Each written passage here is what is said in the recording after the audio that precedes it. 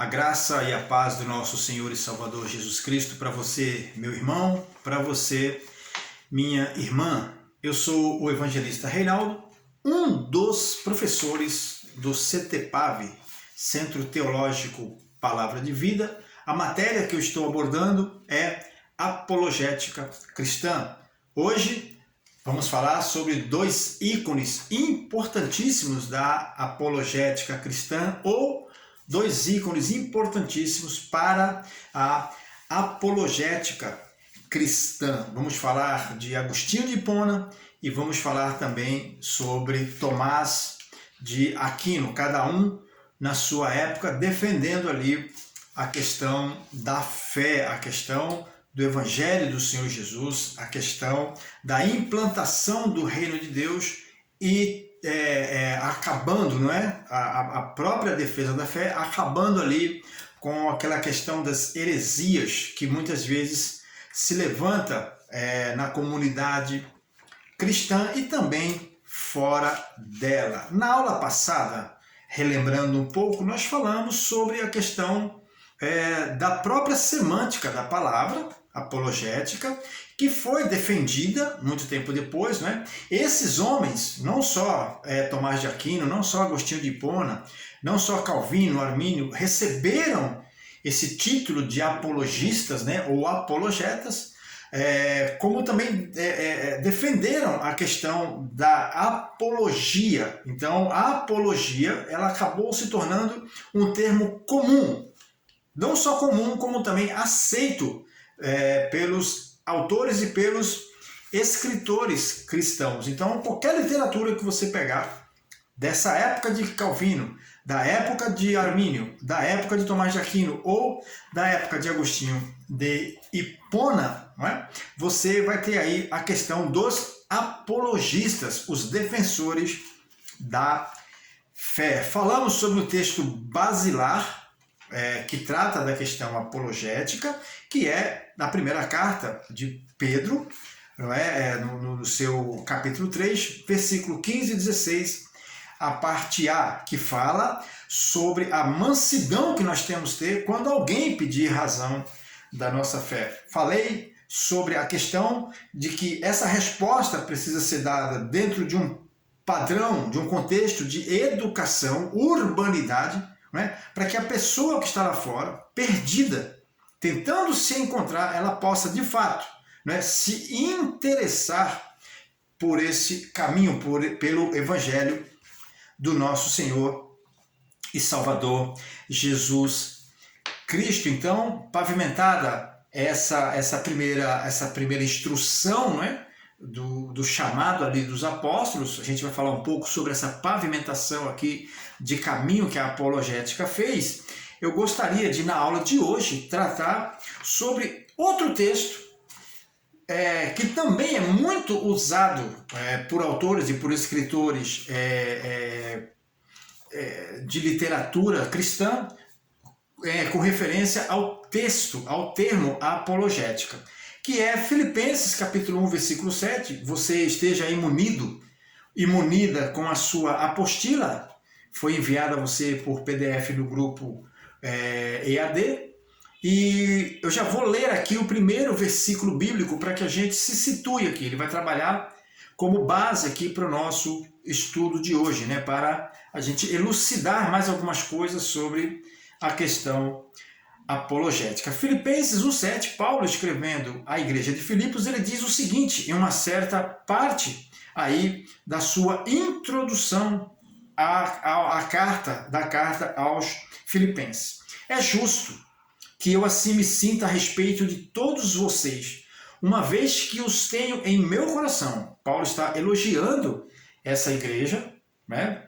É justo, né? Então Paulo está falando que é justo tê-los no coração, né? Porque a igreja de Filipos realizava verdadeiramente ali muitas obras em favor do reino de Deus. Pois quer nas correntes que me prendem, quer defendendo e confirmando o evangelho, todos vocês participam comigo da graça de Deus. Então, eu grifei aí, eu deixei em negrito para você entender qual é a base do nosso estudo hoje, qual é a base daquilo que estará sendo dito aqui no vídeo de hoje. Luz e revelação divina é o tópico que vem a seguir, mas eu queria falar um pouco sobre o que está em negrito, defendendo e confirmando a fé. Ora, a fé, então, ela produz em nós, não é? Essa confirmação do Evangelho, primeiro em nós. Aprenda isso. Primeiro em nós, então nós aprendemos que o Evangelho, uma vez confirmado em nós, ele é passado de geração em geração. Nós somos a geração hoje que fazemos a apologética da atualidade, uma apologética de modernidade dentro, é óbvio, do nosso contexto. A apologética que Paulo está fazendo aqui é uma apologética dentro de um outro contexto, dentro de um contexto da carta aos Filipenses, dentro de um outro contexto. É uma outra argumentação, porém, nós devemos lembrar que a argumentação do autor, a espinha dorsal daquilo que o autor quis revelar, ou daquilo que o autor revelou, recebeu do Espírito e revelou à igreja de Filipos, ela se torna uma base de entendimento apologético, e ela se torna, ao longo do tempo, uma ferramenta. Tanto é que essa citação de Filipenses 1:7, ela vem percorrendo ao longo dos tempos. Ela vem percorrendo ao longo dos tempos e servindo como base para todas as eras da apologética cristã, seja no começo do século, seja no começo do milênio, seja agora no século 21. Então ele fala aqui, defendendo, fazendo apologética, e a apologética, uma vez bem feita, uma vez bem esclarecida, uma vez tomada com verdadeiramente uma apologética tomada com consciência e com uma exigência, ela passa a ser uma apologética ou uma apologia, uma defesa eficiente da fé. Então, Paulo diz aqui, defendendo e confirmando. Não é só defender, é confirmar o evangelho naqueles que estão do lado de fora, ouvindo aquilo que nós estamos falando a respeito do evangelho. Então, o evangelho é a base. O evangelho, as doutrinas dos apóstolos, né? A doutrina apostólica é a base da fundação daquilo que nós estamos fazendo aqui no presente século. A nossa apologética, ela está fundamentada, ela está aplainada, ela já está construída e já está balizada. Não precisamos de nenhum preceito humano, nenhum acréscimo para que a nossa apologética ou a nossa abordagem apologética ganhe um status maior do que foi aquele dos tempos do próprio apóstolo Paulo. Então, esse pavimento ele já está pronto, ele já está feito, ele já está construído e ele já está pacificado ao longo da história da cristandade. Ok? Essa é a primeira, então, é a entrada, é a introdução dessa aula 2. Vamos ficar com esse versículo aqui de Filipenses, capítulo 1, versículo 7, que trata de defesa e confirmação do Evangelho. À luz da revelação divina. Eu escrevi aqui e passo a ler para você agora, acompanhe aí na sua apostila.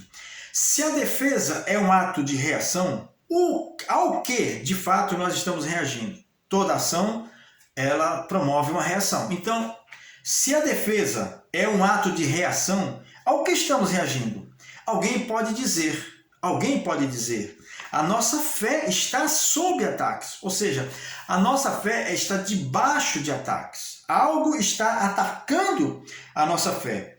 E eu digo que esse é um ponto importante e precisa ser levado em consideração. Então, precisamos sim reagir. Mas é necessário que se faça uma pergunta franca. E essa pergunta ela tem que ser feita a nós mesmos. Né? Ela tem que ser feita a nós mesmos. Quem está nos atacando? Quem, propriamente dito, está nos atacando? Ou está atacando o Evangelho do Senhor Jesus Cristo? Nós estamos reagindo ao quê? Né? Estamos reagindo Ok, estamos defendendo o quê? Que tipo de causa nós estamos defendendo? Que tipo de causa Paulo defendeu? Que tipo de causa Pedro defendeu? Que tipo de causa a igreja primitiva defendeu?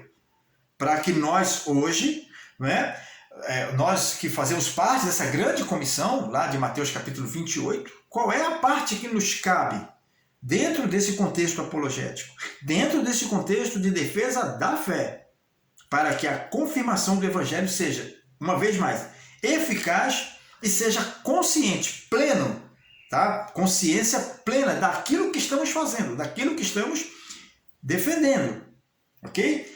Então, a pergunta ela é franca, tem que ser feita de uma forma franca. Quem está nos atacando? É isso que a apologética vai fazer com cada um de nós, vai fazer comigo, vai fazer com você que está aí me assistindo, ouvindo esta aula,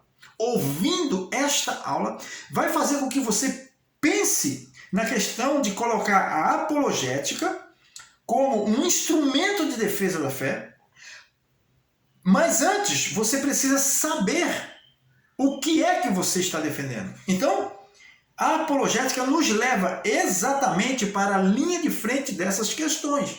Quais as questões? O que de fato está nos atacando? Né? Nos leva para a linha de frente dessas questões, a linha de batalha, o ponto de batalhar por essas questões. Quem nos carrega até essa linha de batalha é a apologética. A apologética é que vai fazer essa instrumentalização do crente para que essa defesa seja, uma vez mais, consciente e eficiente, eficaz, né, dentro de um contexto de urbanidade, de gentileza e nunca, jamais afastando a pessoa da luz que ela quer de fato conhecer, né? Da luz que ela quer de fato conhecer. Então a resposta está nos nossos lábios, está no nosso coração. A apologética ela nos põe de frente para esse campo de batalha, de defesa, não é? Não sem antes, a apologética nos põe no campo de batalha, na linha de defesa, não sem antes apontar pelo que de fato estamos lutando, né? Ou quem de fato está nos atacando. Quem de fato está nos atacando? Você não vai lutar uma batalha que você não tem a mínima noção contra quem você está lutando. Por quê? Porque você não vai saber o tipo de arma que você vai levar, o tipo de arma que você vai usar. A apologética, ela já tem a sua instrumentalização. Dentro de um contexto milenar, ela já tem a sua instrumentalização. O grande problema é que cada um de nós, não é? Cada um de nós, cada crente, tem dentro da sua cabeça um modelo apologético. Tá? E se nós não aprendermos que o modelo apologético ele já está pacificado, já está aplanado, a gente verdadeiramente não vai fazer apologética. A gente vai fazer outra coisa pensando que está fazendo apologética, mas na verdade não é apologética de fato. Então peça iluminação a Deus para que você aprenda e saiba pelo que está lutando. Isso vai determinar uma satisfação na luta, inclusive. Isso vai determinar uma satisfação na luta. Você vai ter satisfação de estar lutando uma luta que você sabe pelo que você está lutando. Não é uma coisa que você vai, Paulo diz, né? Não é como se você estivesse socando no ar.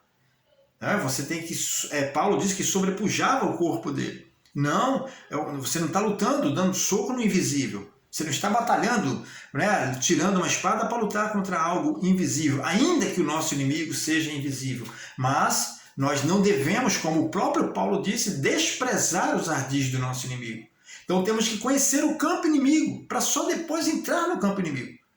Ok? Então peça iluminação para Deus. Eu tenho certeza que você fazendo isso, Deus vai te dar entendimento, vai te dar inteligência do alto para você poder primeiro entender contra quem você está lutando e aí sim, você pode trabalhar a questão da apologética dentro de um contexto em que você, de fato, estará fazendo uma apologética eficiente. Caso contrário, é tempo perdido, né? É como se você estivesse verdadeiramente lutando uma batalha que você não foi chamado para lutar.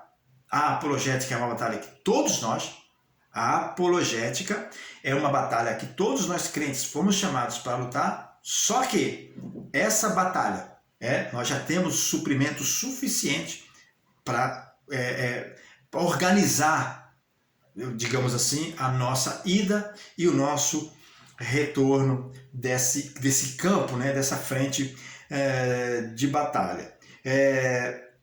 Apologia moderna e sua origem. Falei aqui que a gente já pavimentou essa estrada. Essa estrada, na verdade, essa estrada ela já foi pavimentada pelos antigos. Pessoas, apologetas sérios, pessoas conscientes, pessoas que trabalhavam não só a questão da leitura bíblica, mas também trabalhavam a questão da oração, trabalhavam a questão do ensino, não é? de perseverar no ensino das santas doutrinas, perseverava no ensino e na questão de implantar métodos sérios de trabalho evangelístico para que essas vidas que fossem alcançadas permanecessem e permanecendo então o fruto do Espírito que nascesse dessas pessoas, ou que brotasse dessas pessoas, ramificasse também para a questão apologética. Então isso vem passando de geração em geração, foi passando de geração em geração até chegar na apologética atual, a apologética que você, que eu, que nós temos nas mãos hoje para estarmos diante dos nossos desafios contemporâneos, né? E você há de convir comigo que os nossos desafios também são muito grandes. Os desafios de fazer apologética na atualidade hoje, eles são desafiadores, né? São desafios verdadeiramente. Porque quando você fala em desafio, pode ser um desafio simples. Você vai lá, faz, volta, está tranquilo, né? Mas não. Existem momentos em que esses desafios eles passam a ser desafios de um montante muito grande e que você precisa reverter essa sua capacidade de enfrentar esses desafios. E essa reversão vem através de Romanos 12, né? Uma expansão da sua consciência. Tem crentes que infelizmente ainda não expandiram a sua consciência. Então não experimentam a boa, perfeita, agradável vontade de Deus.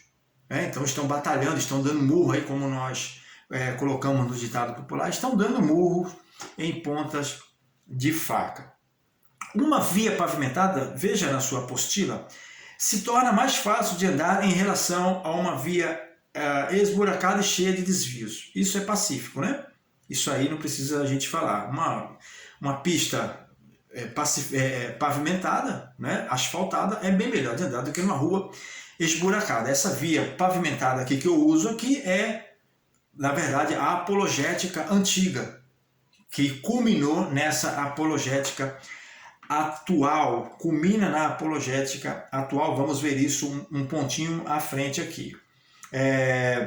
Para o desempenho da apologética atual, o que precisamos fazer é seguir os passos daqueles que batalharam, como escreve Paulo no texto acima, ok? Confirmaram o evangelho, porém, embora o caminho esteja aplainado, muitas pessoas conseguem tropeçar por simplesmente não entenderem.